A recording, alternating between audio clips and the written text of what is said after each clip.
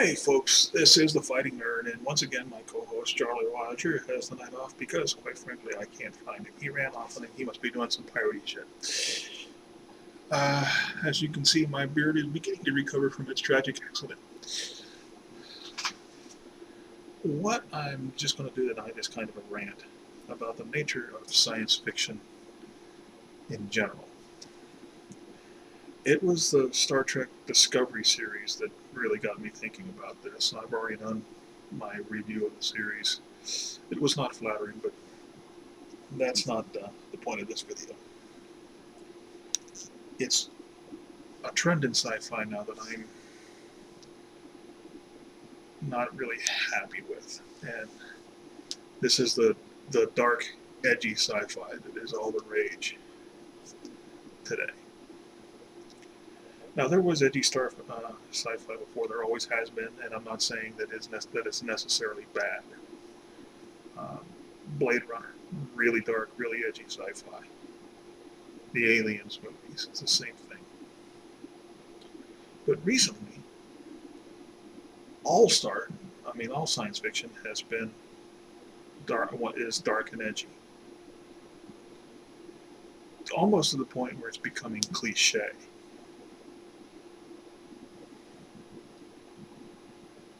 And I think it was because of the critical success enjoyed by the Battlestar Galactica reboot,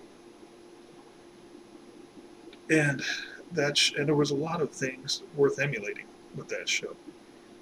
It Special effects were great. It looked good. I love the way that the Galactica looked like a warship, and it was run like a carrier at war, an aircraft carrier at war. But even though I watched most of the episodes, I can't say I watched all the episodes, but I watched most of the episodes, I was never sure if I liked it or not. There were things that I admired about it: solid acting, solid directing, but it's just the show was off the air for months before I decided that I really didn't like the show. And the reason was it was depressing. There was not a single character you could like on that show, much like uh, Star Trek Discovery. And it was tiring to watch. You turned on the TV, you're wanting to relax, to unwind. And at least for me, I would get done watching the new BSG and feel like crap. I was looking for a Zoloft the size of a golf ball.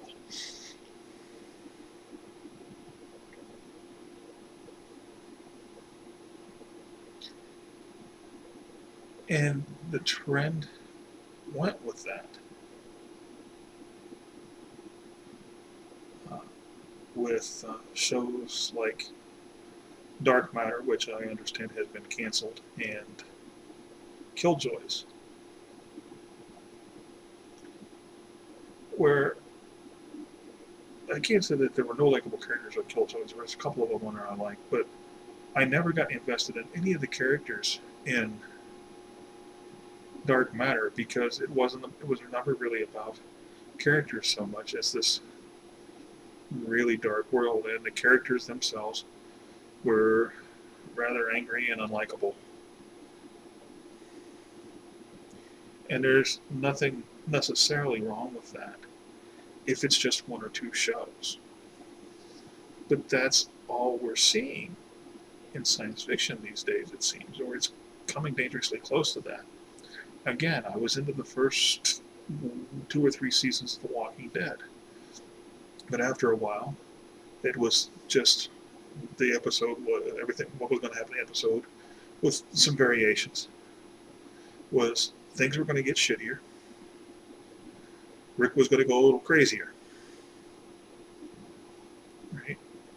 And that the show just seemed to have no direction. Solid acting, good writing for that type of uh, manic depressive stories, but it had all the elements of a good show. But it was a show that I tired of watching relatively quickly because it had no it had nothing going for it other than it was dark and edgy. So, well, like I said, I like Blade Runner is one of the greatest science fiction movies ever made. The second Alien movie is one of my all-time favorites, so I'm not completely against this dark, edgy science fiction. But it needs to be counterbalanced with something. And quite frankly, I write science fiction. I put a video trailer up about some of my military science fiction books. And I write the Fireteam Alpha series. Third book's coming out hopefully in December. It's just been formally accepted by my publisher, and we will begin the editing process in earnest soon. And the world is bleak in Fireteam Alpha. We've just gone through what amounted to a 15-year Third World War called the Sovereignty War. The world is teetering on the edge of a dark age. But at least I hope that despite the darkness in it, that I have some ray of hope in the characters. My characters don't meet this horrible planet and the horrible way things are by basically being horrible people. they don't get into the self-loathing or the hopelessness. They give each other hope. Now, I just did a video kind of picking apart Star Trek.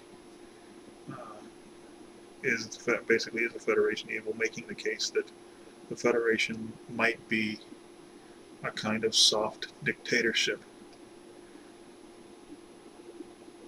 But the Star Trek franchise, at least until Discovery, was an example of science fiction that is at least mildly hopeful. I do think that it was naive almost to the point of being delusional that in a few hundred years mankind would evolve beyond its baser instincts. I just don't see that happening in 3,000 years, let alone 300. But especially the original series, in my opinion, is still the best Star Trek series. There were very dark episodes that dealt with very, very tough subject matter. And even the first two or three movies. Wrath of Khan, pretty dark movie. But it wasn't fatiguing to watch. It wasn't depressing because the characters did not give in to despair. Now basically we have a whole bunch of shows where all the characters are hopeless. They almost seem to be going through the motions and waiting for death.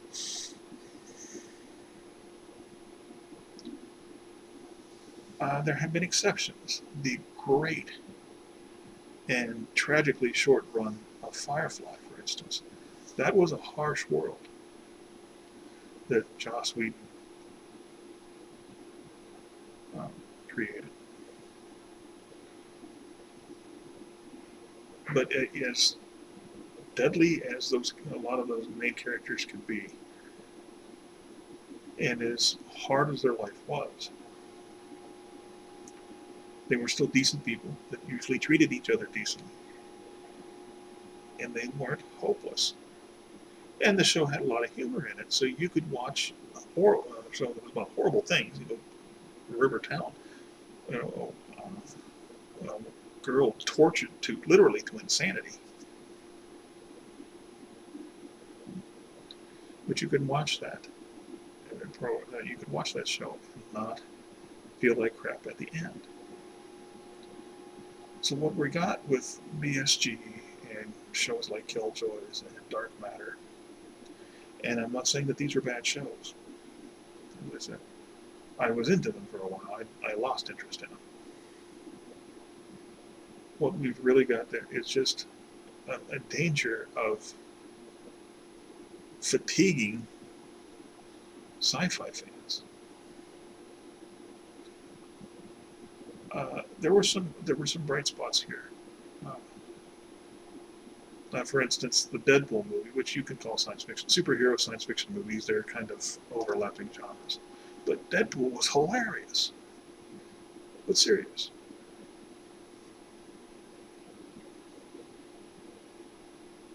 So that's just uh, my thoughts on things. I've always thought that science fiction can be an example of how bad things can get in the future and a warning. Or it's an example of a future we can aspire to. George Orwell and Aldous Huxley's books, 1984 and Brave New World, are the warnings. Star Trek is the aspiration, especially the first series. And it's, oh God help me, 22 years old now, but Babylon 5. Dark subject matter. I mean, it dealt with war, it dealt with uh, the beginnings of fascism, and when the Earth Alliance fell under martial law under Clark. And there were some pretty heavy episodes. But because the characters met it with resolve, hope, and determination, and not self-loathing and misdirected anger like so many of the others, you didn't get depressed watching Babylon 5.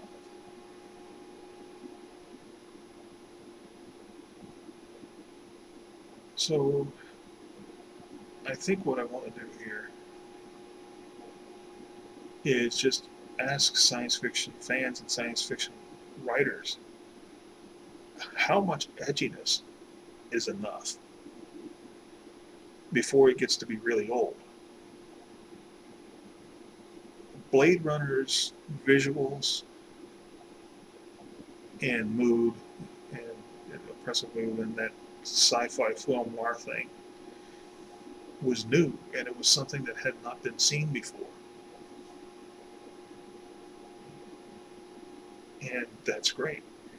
Battlestar Galactica was groundbreaking. The new Battlestar Galactica was groundbreaking for a lot of reasons. But and you know, it's great for the critic. It was, and the critics loved it because of all the conflict and the drama. But it can't be difficult to watch.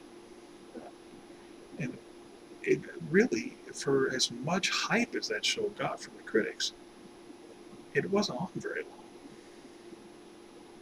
And I think a lot of that was because of viewer fatigue. Another example of that is Defiance after 2 seasons. Again, I got invested in that show in the first couple of seasons. It was something new. It was a little bit it was a little bit different and innovative. But it got into this thing where all the characters were horrible people. It got to the point where you didn't really care whether they lived or died or what they did. And now I understand that people have flaws, and those flaws can be very interesting for a writer. As I said, I write science fiction, and I'm all about characters with flaws. It does help define the characters. In a way, I wouldn't say define, it helps distinguish characters. But you can use the flaws to define characters, like a lot of these shows do. Or you could use the strengths to define characters, and I try never to allow my flaws to define the characters. They have the flaws. They acknowledge. A lot of the times that I acknowledge those flaws. Sometimes they don't. They have to be forced to um, acknowledge them by other characters. But then those other characters help them overcome their flaws. We have a tendency, being in sci-fi right now, where the character can't be well-rounded and three-dimensional or multi-dimensional unless he is horribly psychologically scarred somehow and just generally damaged. And that's what I really dispute. You can have a well-defined character, even if one has a horrible background and just a horrible time of it through books. My main character, Douglas Carter, in the Fireteam Alpha series, I put that man through, put that character through in the first couple of novels is way beyond the ringer. But I don't have him lashing out at other people for it. And I don't have him curling up into a ball and crying like that agonizing scene in the last season of Battlestar Galactica where Adama starts crying. So, like I said, this is just kind of a rant, something I've been thinking about for a while. Sci-fi fans, ask yourself, do you want to be made to feel badly, or for a sci-fi show to be a downer when you watch it? Or do you want it to be thought-provoking without being a downer? And it can be done. And that can be done. And for sci-fi writers, I want to think about this. For the people that actually create sci-fi, I want you to think about this.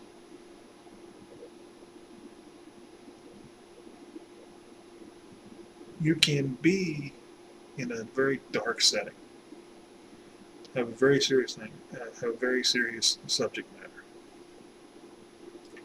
But you can choose to have your characters meet it with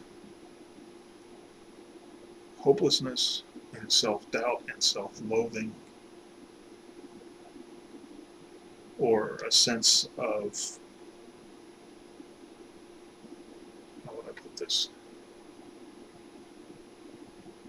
A sense that nothing matters.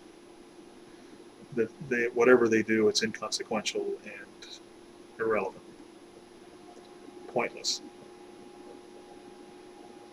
Or you can have them meet it with resolve, meet it with hope. So you can have science fiction do what I think it should do in its great form. Say, yes, things can get bad, but you don't have to leave it that way. You don't have to accept it.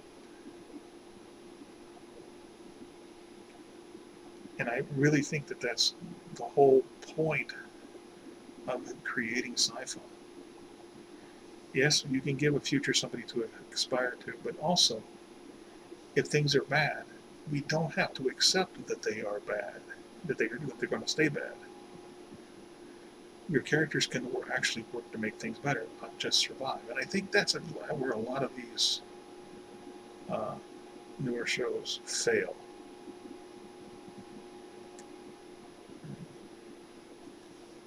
They're not trying to make things better, they're just trying to live. And as I said, some of those times that's a perfectly good story, but we're seeing it where it's done over and over and over again. Nobody wants to innovate with any kind of a story, because Hollywood and the TV and production companies want to emulate success. The critics love Battlestar Galactica, and that's what they hear. Right? So they want to make Battlestar Galactica again and again and again with it under different names. And for a while they were trying to do that with Star Trek with varying degrees of success, but now they have taken the Star Trek model out of the picture and tried to convert Star Trek to the BSG model. And okay, I've been ranting for 20 minutes now. So all I want to say, like I said, just think about it. Think about what science fiction is now and what's being produced. And think about what it could be. Maybe you can, if you're a sci-fi writer or creator, you can come up with some new way of making sci-fi relevant. Because if it keeps beating people over the head with hopelessness and despair,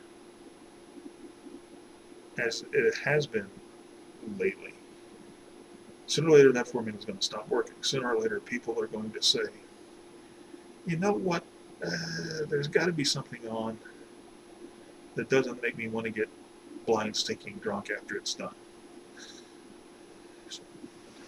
Just hopefully some food for thought there. This is the fighting nerd. I will put out an APB for my co-host Jolly Roger. I will keep you informed on the recovery of my beard. And I will leave you, as always, with this admonishment and this parting.